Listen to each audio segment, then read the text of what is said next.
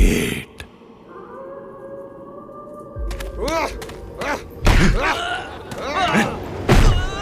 साल था 1857। राजस्थान के जोधपुर की सीमा से कुछ दूर एक खंडर के अंदर कुछ डकैत एक आदमी को बुरी तरह से पीट रहे थे। हट्टे कट्टे डकैतों के सामने वो आदमी खून में लथपथ हो चुका था और बस कुछ ही मिनटों में दम तोड़ने ही वाला था। ले जाओ रे इसे और तब तक मारो जब तक ये सच ना बोल दे। जी सरदार। उठ साले। और तभी एक जोरदार बिजली कड़की और उस डकैत का दिल उसके शरीर से बाहर आ गया।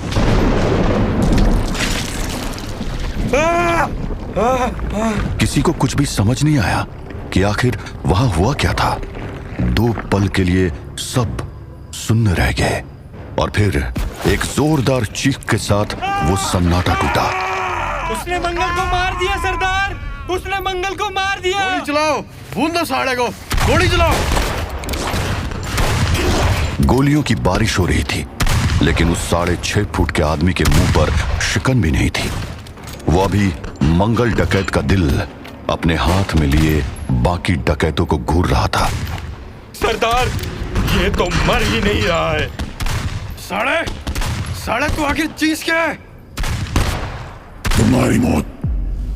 गोलियां उसके जिस्म से बाहर निकलकर गिर रही थी और उसके घाव अपने आप भरते जा रहे थे। उसने अपने दोनों हाथ फैला दिया और आसमान चित्कार उठा। ये क्या है? अचानक आसमान में बहुत सारे चमगादड़ आ गए और वो उन डकैतों पर टूट पड़े। इन्हें मेरे से दूर हटाओ, हटाओ इन्हें मेरे से दूर हटाओ। भून दो इनको, गोली चलाओ।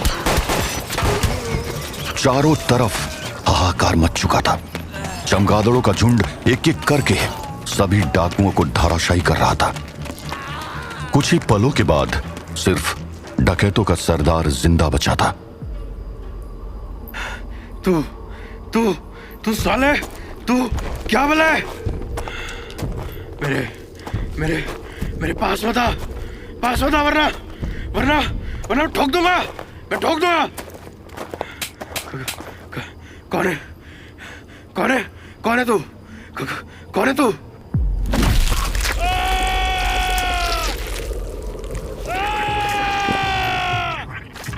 सरदार का जिस्म जब जमीन पर गिरा तो वो पूरा सफेद पड़ चुका था। उसके शरीर में एक बूंद खून भी नहीं बचा था। उधर वो रहस्यमय शख्स उस आदमी की ओर बढ़ा जो उन डकैतों की मार से अब तक बेहोश पड़ा था। उसने उसे एक हाथ से उठाकर अपने कंधे पर डाला और अपने पीछे मौत का मंजर छोड़कर अंधेरे में गायब हो गया।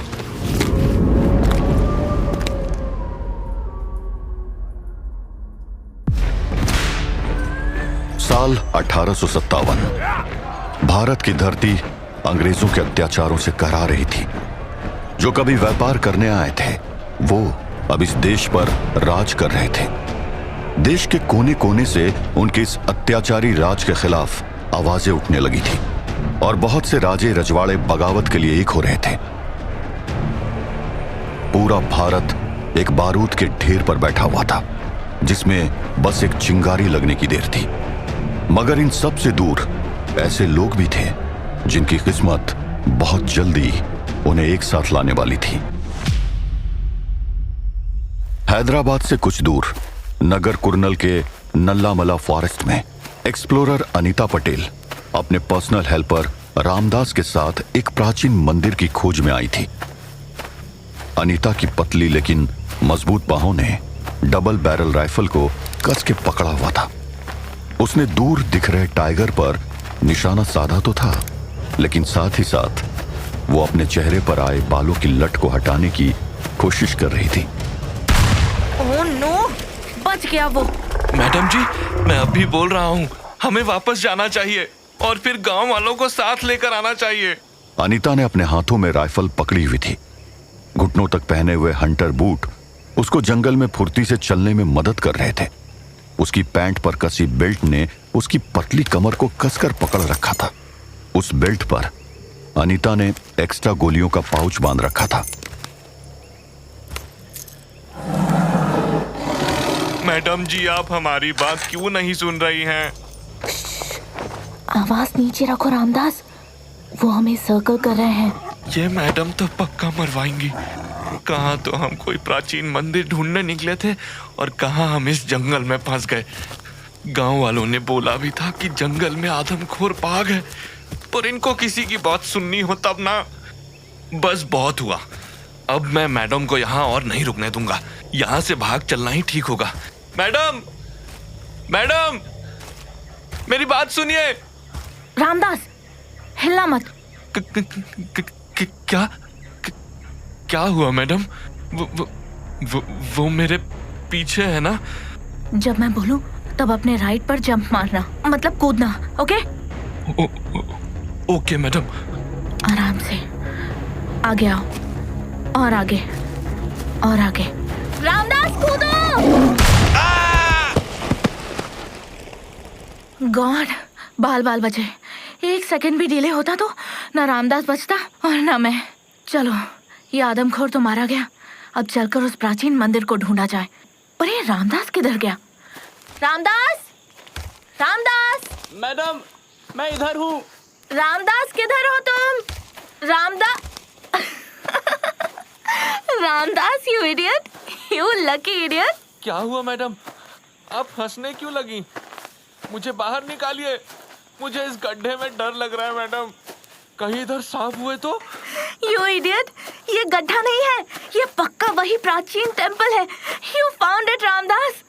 और हाँ, वो सांप वाली बात भी सच हो सकती है। क्या? अरे मैडम, मुझे बाहर निकालिए इधर से। रुको, मैं भी अंदर आ रही हूँ। तभी अनीता ने अपनी टाइट फिटेड शर्ट के नीचे के बटन खोलकर अपने कमर पर एक जोर की गांठ बांधी और उस गड्ढे में कूद गई। अनीता पटेल ब्रिटिश मां और गुजराती जमींदार पिता की बेखौफ बेटी थी। बचपन से ही इतिहास में गहरी रुचि थी और उम्र बढ़ने के साथ ही वो निकल पड़ी थी भारत के इतिहास को खंगालने के लिए। उसे पता नहीं था कि बहुत जल्दी उसकी मुलाकात एक ऐसे शख्स से होने वाली थी जिसको शायद लोग सिर्फ एक अफवाह मानते थे।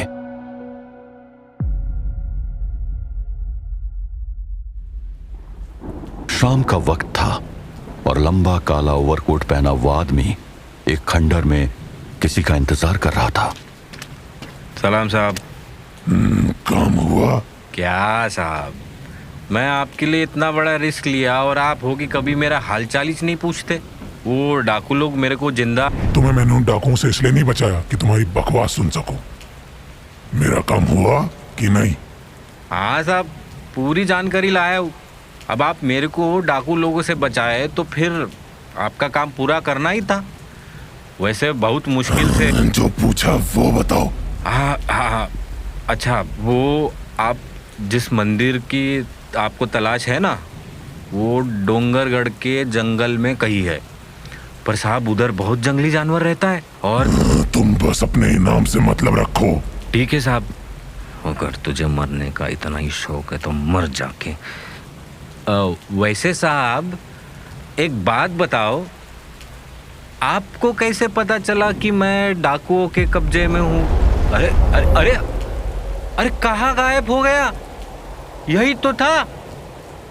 आम लोगों से कहीं ज्यादा लंबा और चौड़ा ये इंसान घोड़े पर सवार होकर वहां से तेजी से निकल गया। वहीं नल्लामला के जंगल में अनीता अपनी शर्ट की स्लीव्स ऊपर खींचकर और बालों को एक तरफ बांधकर अपनी खोज में जमीन के नीचे दफन उस मंदिर में कुछ ढूंढ रही थी। मैडम, आखिर आप इन खंडरों में ढूंढती क्या है? तुम नहीं समझोगे रामदास, तुम बस देखो और अगर कुछ भी अजीब सा दिखे, मतलब कुछ ऐसा जो एक मंदिर में नहीं होना चाहिए, तो मुझे बताना। पता नहीं मैडम क्या ढूंढ रही हैं। अब मंदिर में भला क्या ही मिलेगा, वो भी ऐसे खंडर हो चुके मंदिर में। पता नहीं क्या। क्या हुआ Ramdas?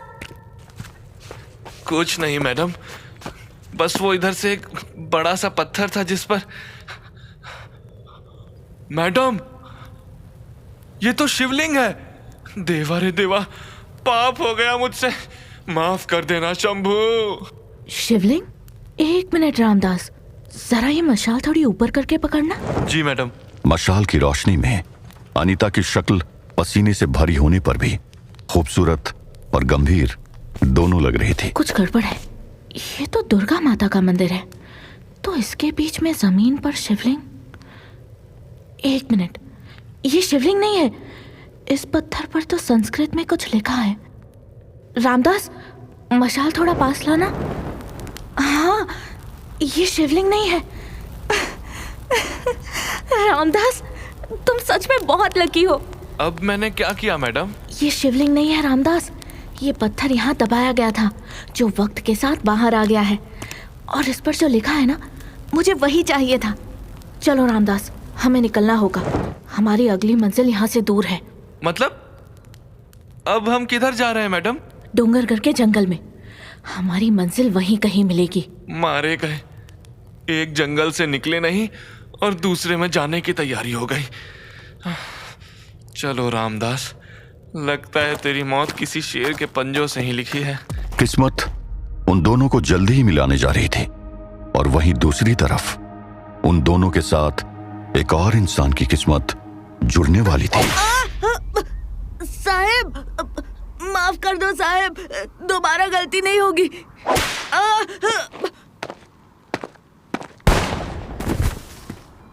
Sir, Corporal Michael, what does that board read? Indians and dogs not allowed, sir. Yes, Indians and dogs are not allowed. And do we whip the dogs? No, sir. We shoot them. Good. So next time I don't want to see you waste your time flogging these heathens. Just point and shoot. Is that clear, Corporal? Yes, sir. But, sir, they were only stealing flowers. Indians and dogs are not allowed, Corporal Michael. So, sorry, sir. साहब, church से father आपसे मिलने आए हैं। उनको अंदर बिठाओ, मैं आता है। Michael, take these bodies and feed our dogs. They will love the soft and tender meat of these trespassers.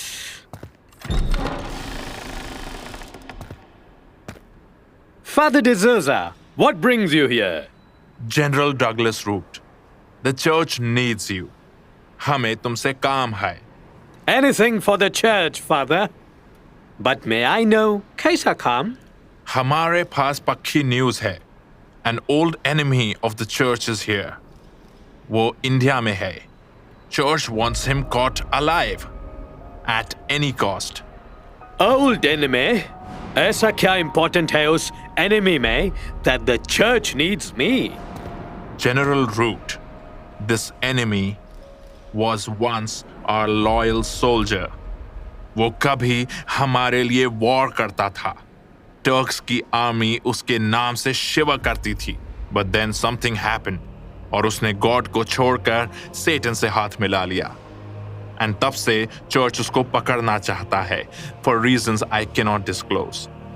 But we need you, क्योंकि उसे हराने के लिए हमें एक सोल्जर चाहिए। वी नीड समवन जो उसकी तरह ब्रेव हो, लॉयल हो एंड सबसे ज्यादा इंपॉर्टेंट उसकी तरह क्रूअल हो। रिमेंबर, उसको पकड़ना आसान नहीं होगा, लेकिन चर्च विल मेक श्योर कि तुम्हारे पास वो सब कुछ हो जो उसे पकड़ने में तुम्हें हेल्प करेगा। Interesting. I am happy, Father. ये filthy coward Indians कोई challenge नहीं देते हैं। I'm hungry for a good fight. Fight? No general, ये फाइट नहीं होगी। इसको एक वॉर समझना। तुम्हारा टारगेट बहुत पावरफुल है, बट वी नो तुमने इंडिया में अपना काफी अच्छा स्पाई नेटवर्क बना रखा है। Use it, find him and bring him back to the Vatican. But Father, आपने अब तक नहीं बताया कि वो आखिर है कौन? वो इस प्लेनेट पर सबसे क्रूअल इंसान है, अगर उसे इंसान कह सको तो। पिछले 400 सालों से वो चर्च के लिए एक कैंसर बना हुआ है। उसके बहुत से नाम हैं: ऑरडॉग, फोकॉल, विकोस्लैग, रोकॉल, Count, Nosferatu, Vlad the Impaler, etcetera etcetera. पर आज दुनिया उसे सिर्फ एक नाम से जानती है, ड्रैकुला।